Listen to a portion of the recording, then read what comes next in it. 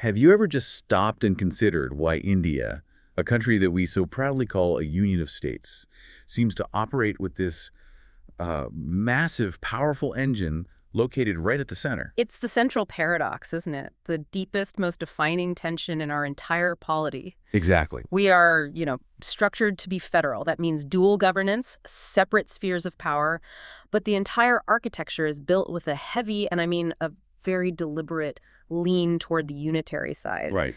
This is exactly why our main source today, M. Laxmikanth, calls it an indestructible union of destructible states. That phrase is so powerful. It is. The union's existence is permanent, perpetual, but the states, their boundaries, their names, even their very existence can be changed by a simple majority in parliament. Okay, let's unpack this entire intricate arrangement. Our goal here is to give you the competitive edge you need to really master it. Wow. Welcome to the deep dive. Our mission today is to cut through all that complexity surrounding center-state relations and give you that highly distilled analytical insight you need to master this material quickly and, thoroughly. We are diving deep into Chapter 15 of M. Laxmikanth's 8th edition, and we're going to be integrating it immediately with high-value UPSC linkages and, of course, previous year questions. And our goal is not just description. It's about analytical precision. We're going to pull out the vital constitutional, architecture, legislative, administrative, and financial, and make sure you understand the implications of these power dynamics. Because that's the key. That is the key to tackling Maine's answers effectively. Now, before we really jump into this extensive deep dive,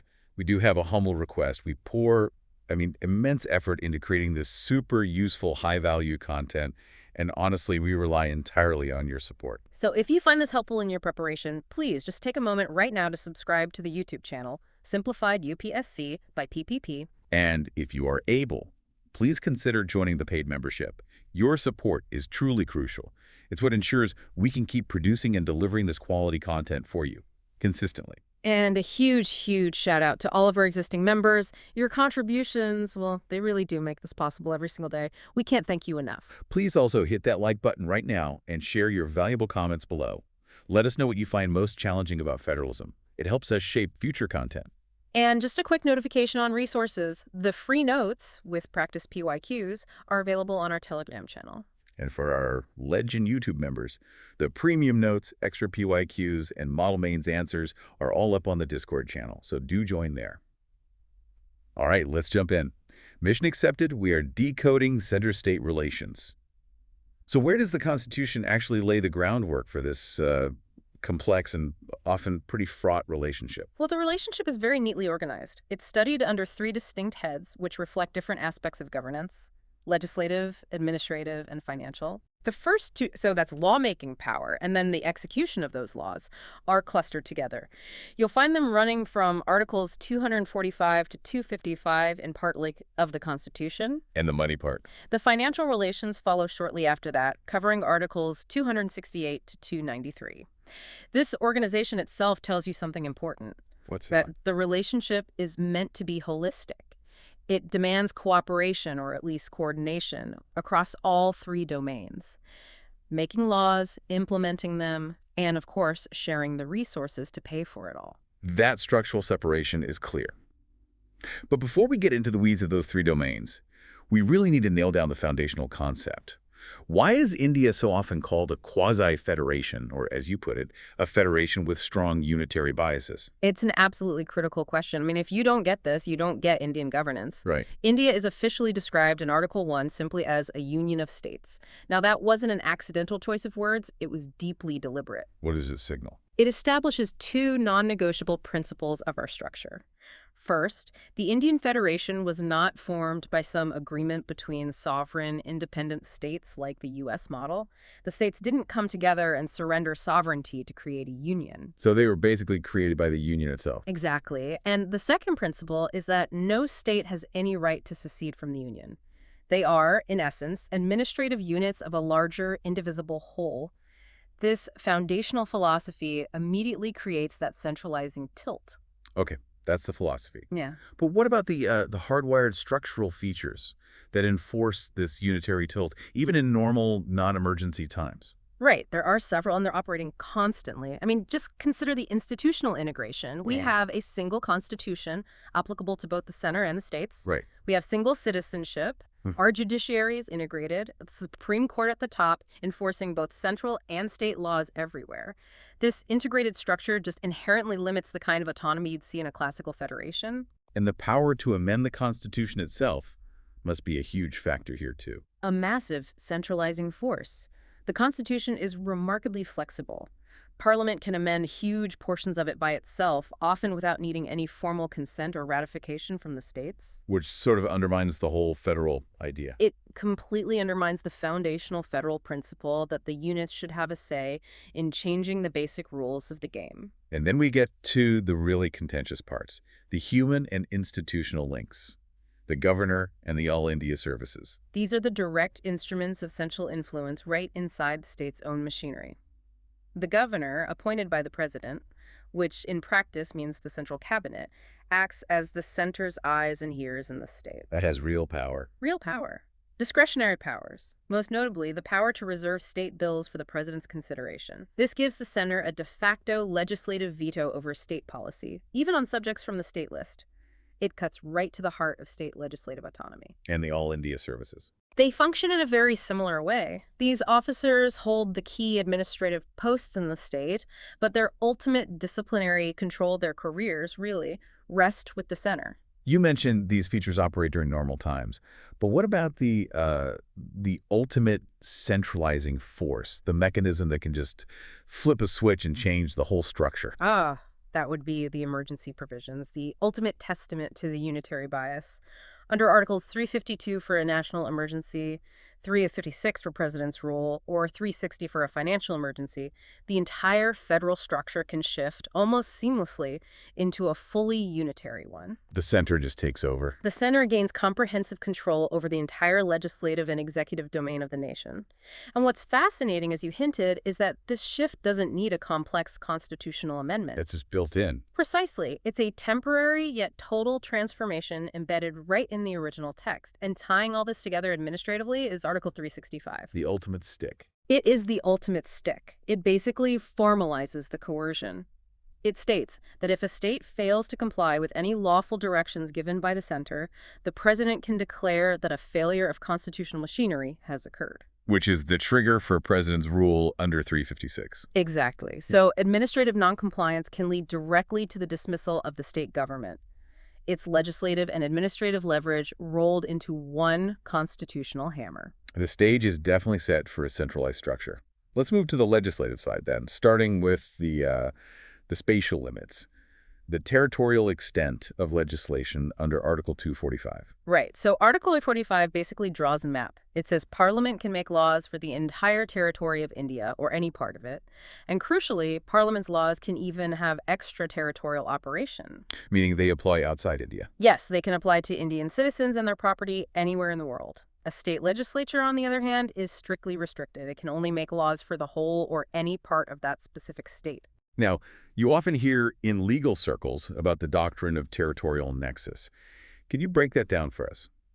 If a state law is stuck within its borders, how can it ever touch something outside? That's an excellent question. It's what keeps this from being purely academic.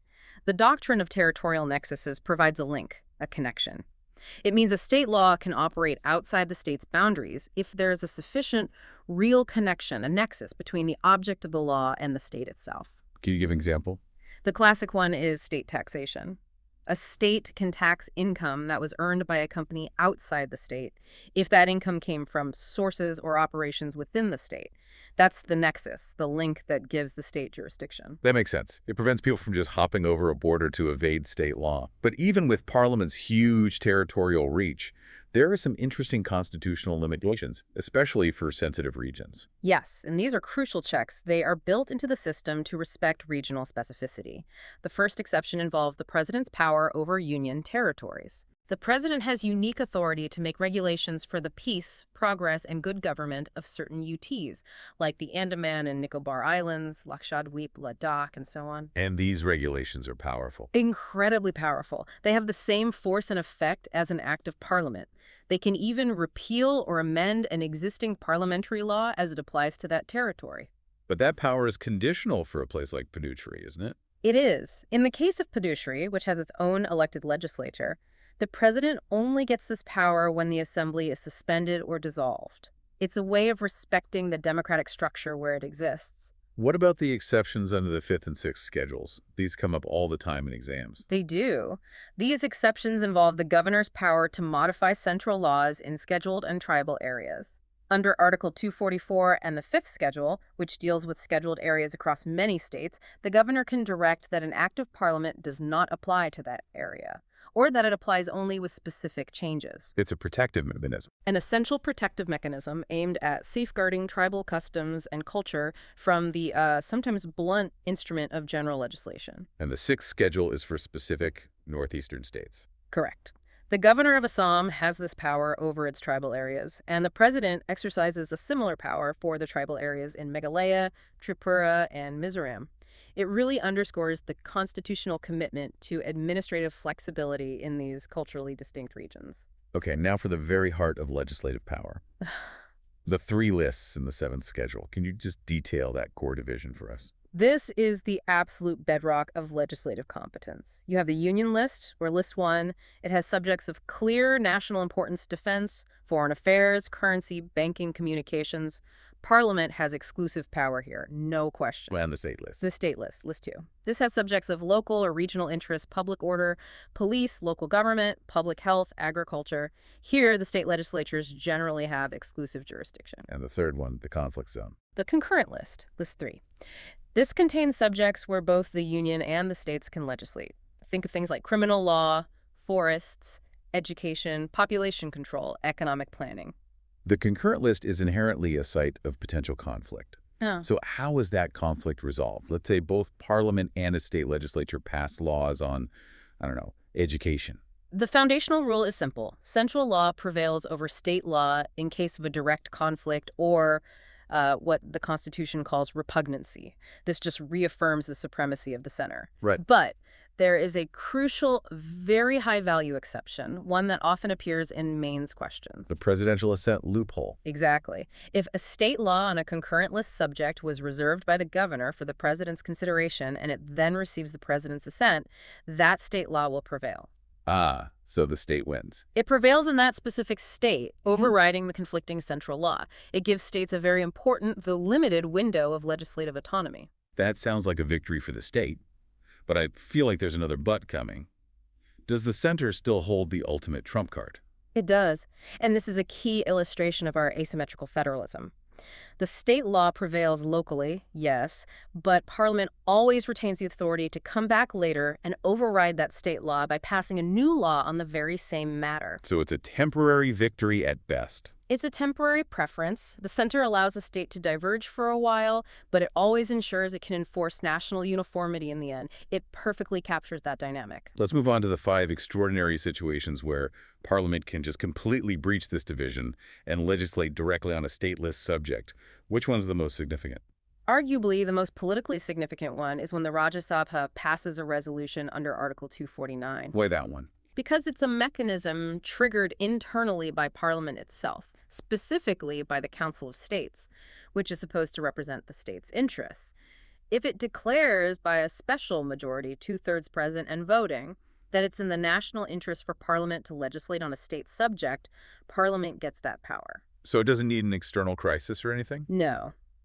And the law remains in force for 1 year, but it can be renewed indefinitely, 1 year at a time. It's often used to ensure national uniformity on something where one state's inaction could harm the whole country. Okay, that's number 1. What are the other 4 exceptions? Second, during a national emergency under Article 352, when an emergency is on, the federal boundary just dissolves, and Parliament can legislate on any subject in the state list. Number 3. When states agree. This is the cooperative route.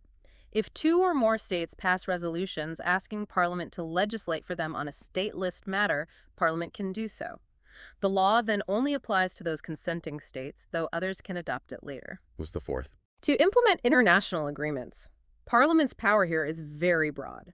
To comply with an international treaty or convention, Parliament can make laws on any matter, even those explicitly on the state list. And finally, During President's rule under Article 356, as we talked about, When a state government is dismissed, its legislature is suspended. Parliament then steps in and acts as the state's legislative authority until a new government is elected. That is a very powerful toolkit for centralization. It really shows that while the lists are the default, the center has multiple ways to take control when it deems it necessary. We've cemented the legislative dominance. Now let's turn to the execution, the day-to-day administrative side. How does the union make sure its will is actually carried out across the entire country? Administrative relations are the gears of the system, and they start with the basic constitutional expectation that every state's executive power must be used to ensure compliance with laws made by Parliament. So that's the general obligation. It is. But the center also has specific powers of direction, which have been criticized at times. What kind of specific directions can the center give? The center can issue mandatory directions in a few key areas. For instance, regarding the construction and maintenance of communication lines, like national highways, that are deemed of national or military importance. Okay. It can also issue directions about protecting the railways within a state. Now, the criticism comes because these directions can often involve huge spending by the state, but the center gets the political credit for the big projects. And if a state, maybe for political or money reasons, just refuses to comply, this brings us back to that ultimate stick, doesn't it? Yeah. Article 365. It does. Article 365 is the critical enforcement tool. If a state government fails to comply with any lawful direction from the center, the president can deem it a failure of the constitutional machinery in that state. And that provides the legal basis to immediately trigger. President's rule under Article 356. It means administrative noncompliance can have the gravest political consequence of dismissal. This ensures the union's strategic needs are met. Let's talk about the human element, the structural link, the All India services. How do these officers manage to serve two masters, the center and the state, at the same time? The AIS, the IAS, IPS, and the Indian Forest Service are arguably the most subtle yet powerful instruments of centralization. They are designed to ensure uniformity in administration while keeping a line of accountability open to the center. They hold the key posts, but who really controls them? That's the core question. And that's the essence of their dual control. They occupy the top, most sensitive jobs in state governments, chief secretary, director general of police, you name it. They're recruited and trained by the central government. Right. Now, their immediate control salary, posting, day-to-day work rests with the state government. But the ultimate disciplinary control, including major penalties like dismissal, lies squarely with the central government. So the center always has the final say. Always. This dual control ensures the center maintains a strong administrative presence and a constant flow of information from within the state governance structures. Moving to areas of cooperation, interstate water disputes are always a major flashpoint. How does the Constitution, under Article 262, handle these highly charged conflicts? Article 262 provides a specific constitutional escape hatch for this very political issue. It empowers Parliament to set up a system to adjudicate disputes over the use, distribution, or control of waters of any interstate river. So Parliament creates laws for this. Yes, like the Interstate River Water Disputes Act of 1956, which allows for setting up specialized tribunals, like the ones for the Kaveri or Krishna River disputes. And what's the constitutional masterstroke in Article 262 that takes these disputes out of the normal legal system? It's the exclusionary clause. Article 262 explicitly allows Parliament to bar the Supreme Court or any other court from having any jurisdiction over these specific water disputes. Why is that so important? Because it takes these incredibly complex technical and political issues out of the long, drawn-out court process. It channels them into these specialized tribunals that can, in theory, make decisions based on hydrology and policy, not just legal precedent. Okay. To bring this section to a powerful conclusion, let's do that PYQ linkage we planned. Analyzing the impact of non-implementation of the Fifth Schedule on the growth of left-wing extremism, or LWE. This is a perfect, if tragic, example of a constitutional provision turning into an internal security crisis because of administrative failure. The Fifth Schedule, under Article 244, is a protective framework for scheduled areas. What's it supposed to do? It's designed to give the governor the power to modify or even veto central or state laws about things like land alienation, money lending, and resource management in these areas. So if the governor has this power, why does it fail to get implemented? The failure is almost always administrative and political. The governor might fail to use these protective powers effectively due to a lack of political will or pressure from vested interests like mining or industrial lobbies. And the consequence for the tribal communities living there? The consequence is deep-seated alienation. Exploitative laws related to land acquisition or forest rights get imposed without any modification. The communities feel their customary laws are ignored and their livelihoods are threatened. This creates a huge governance deficit. The vacuum. A vacuum that LWE groups, the Naxalites, step directly into. They exploit this perceived injustice and administrative apathy, and they effectively weaponize the state's own failure to use its constitutional protections. It's a direct line from administrative failure to a full-blown threat to internal security. If the center holds legislative and administrative dominance, it certainly holds the fiscal keys. Let's dive into financial relations, the lifeblood of the whole system, Articles 268 to 293. How is the basic power to tax divided? The division of taxing power is constitutionally very rigid. Parliament has exclusive power to levy taxes on the union list. The state legislature has exclusive power over subjects on the state list, things like land revenue, stamp duty, agricultural income tax. And you mentioned the concurrent list traditionally didn't have any tax entries. That's right. The power to tax was strictly segregated to avoid conflict and double taxation. The one massive modern change to this, of course, is the goods and services tax, the GST. How did that change things? Well, while the basic structure of the list remains, the GST from the 101st Amendment created a new collaborative tax regime. It required creating the GST Council under Article 279A to manage this shared tax space, fundamentally changing indirect taxation. The center collects the lion's share of revenue. So how does the Constitution ensure that money flows down to the states? How does fiscal devolution work? This is the core of fiscal federalism, and it's handled mainly through the recommendations of the Finance Commission, which is a constitutional body under Article 280. And how are the taxes shared? The main mechanism is Article 270. It says that all taxes and duties on the union list, except for a few specific ones and any surcharges or cesses, have to be levied and collected by the union, but then distributed between the union and the states. This shared pool is the largest chunk of transfers. Okay, can you quickly walk us through the taxes that are not part of that mandatory sharing pool? Certainly. This is crucial for understanding the center's own fiscal leverage.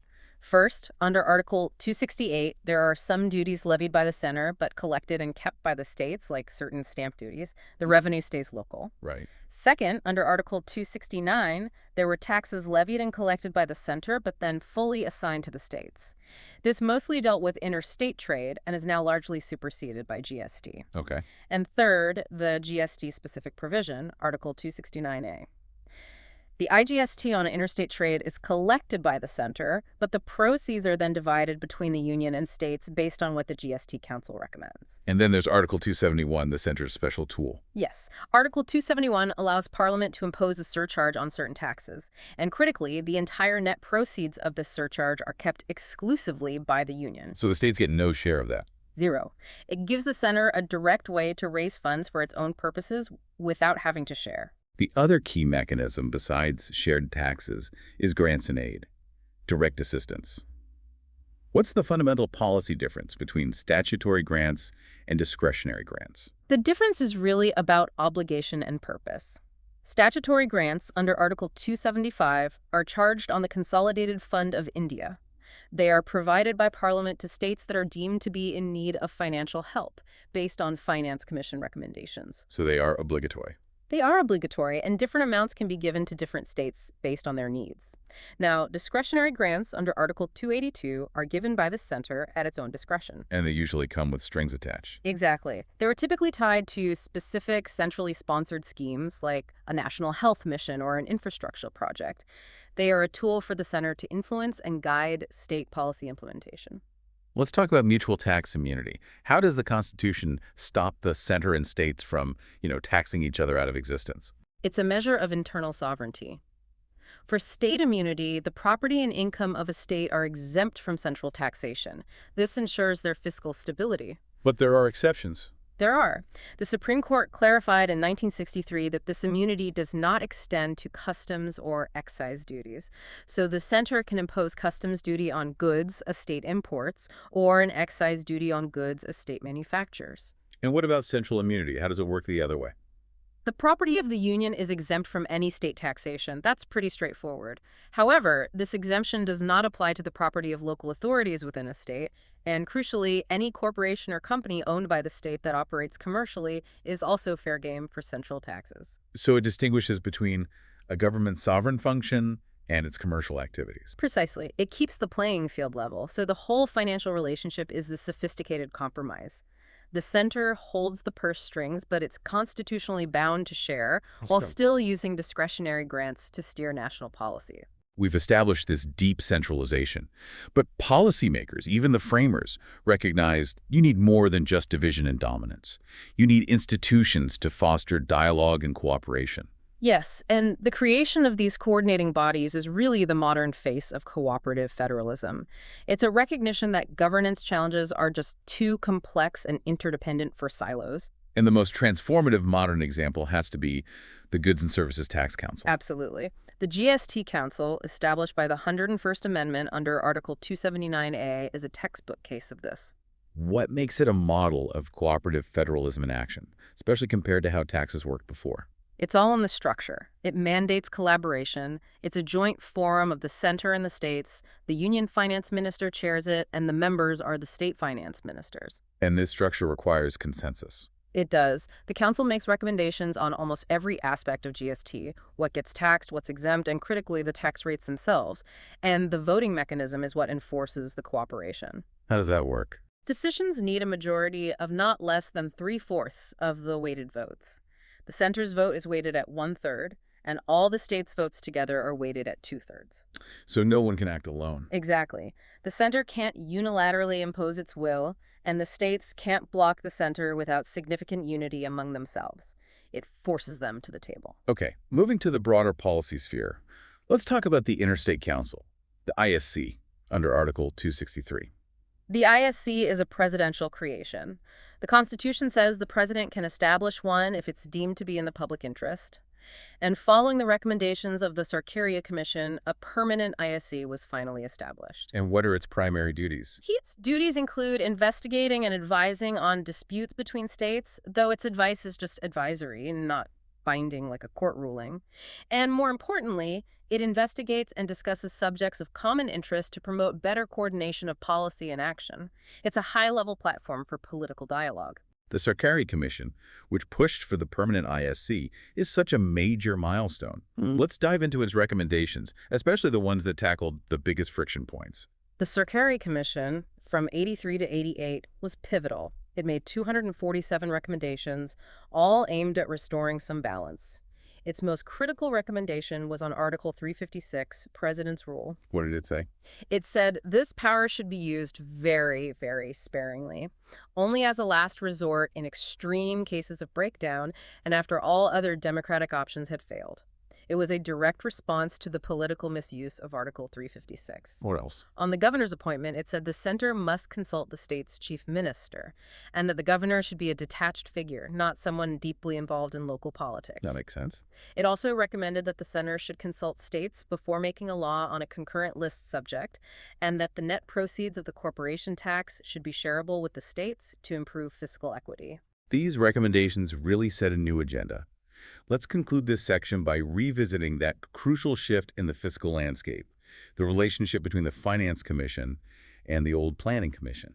This is a vital piece of history.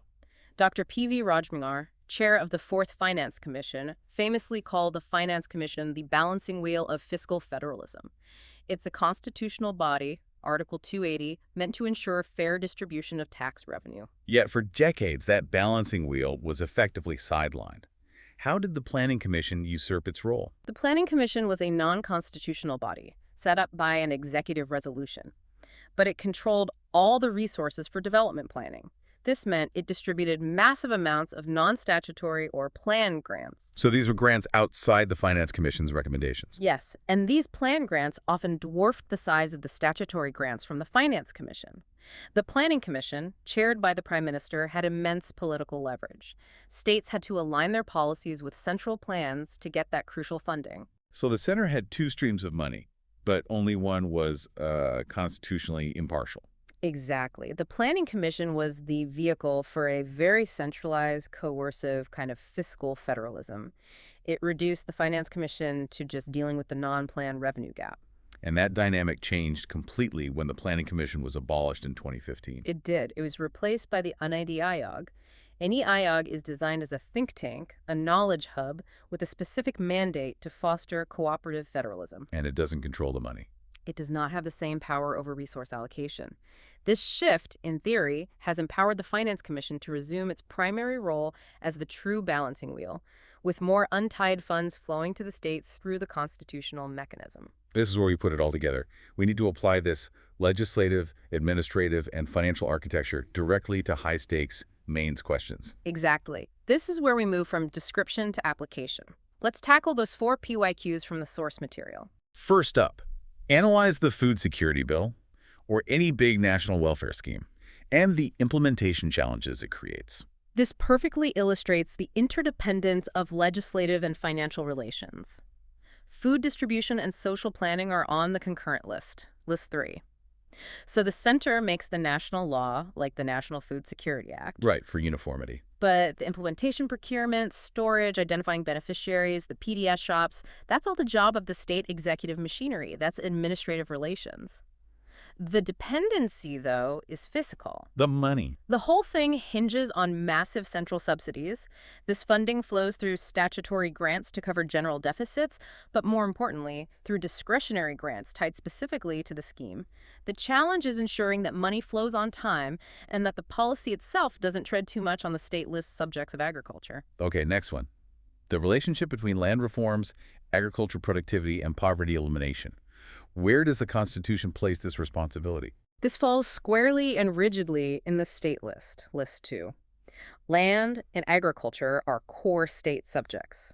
This means the power to legislate on things like land ceilings or tenancy reform rests solely with the state governments. And the implication of that? It's profound. It means the success of poverty elimination efforts tied to land ownership depends entirely on the political will of each individual state government. The center can offer guidance, maybe some funding, but it cannot legislate or enforce fundamental reforms. Which is why we see such a wide divergence in success across different states. Precisely. Where the state leadership was committed, reforms happened. Where it wasn't, they languished. Moving to internal security. The severe impact of Fifth Schedule non-implementation on the growth of left-wing extremism. As we discussed earlier, this is a failure in the protective administrative framework under Article 244. The constitutional intent was to protect tribal autonomy.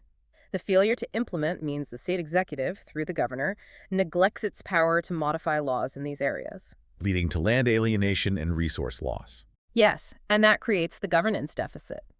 When the constitutional tools designed to protect people are ignored, the state loses its legitimacy. Non-state actors, like Naxalite groups, then successfully position themselves as the real protectors of tribal rights. So the administrative failure directly fuels the extremism. It's a direct causal link. Finally, let's tackle the PYQ on India's internal security challenges linked with border management, especially porous borders. This is all about seamless administrative cooperation. Border management involves both lists. Strategic deployment of central forces like the BSF is a union list function. But the day-to-day policing and maintenance of law and order is on the state list. So they have to work together. Intimately. Effective border management requires constant coordination between central agencies, the BSF, NIA, and the state police. A breakdown in intelligence sharing or a dispute over jurisdiction across a porous border immediately compromises national security.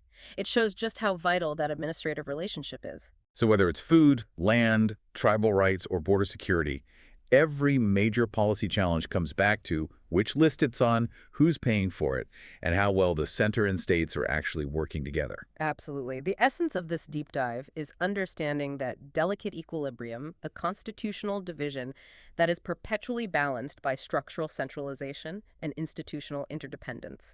It's what makes India a dynamic, negotiating, working federation. As we wrap up this very dense but, I think, illuminating deep dive, let's end with a final thought for you to carry forward. We've established today that the Indian Constitution is heavily centralized by design, through the governor, the All India Services, the financial controls, and of course the ultimate power of the emergency provisions. So, with all that in mind, here is our final provocative thought for you to consider. Given this clear constitutional and fiscal dominance of the center, what further institutional or even constitutional changes going beyond the Sarkaria Commission's ideas from the 80s or even the GST Council would be required today to genuinely shift the balance toward a more cooperative and less coercive federal structure? Think about what leverage the states still lack to truly become indestructible partners in this union. What would it take to truly decentralize power in modern India? It's a question that shows this constitutional debate is always alive, always evolving. We truly hope you found this deep dive immensely useful. If you did, we humbly request you again, please, to subscribe to the YouTube channel, Simplified UPSC by PPP, and join our paid membership if you're able to.